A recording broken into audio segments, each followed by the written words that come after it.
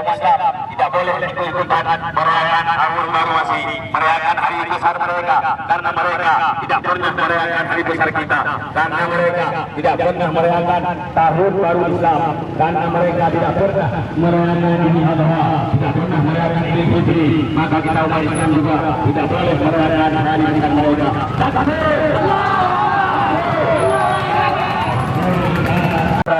Sama dengan merayakan Natal, karena perayaan tahun baru masih dilakukan oleh orang Kristen untuk merayakan hari pengangkatan Isa Al-Masih sebagai Tuhan. Kalau kita merayakan, sama dengan kita telah merayakan hari pengangkatan Isa Al-Masih sebagai Tuhan, sama dengan kita telah mengakui hari Isa Al-Masih sebagai Tuhan. Wa qul ja'al haqqu wa zahaqal batil innal batila kana zahuqa.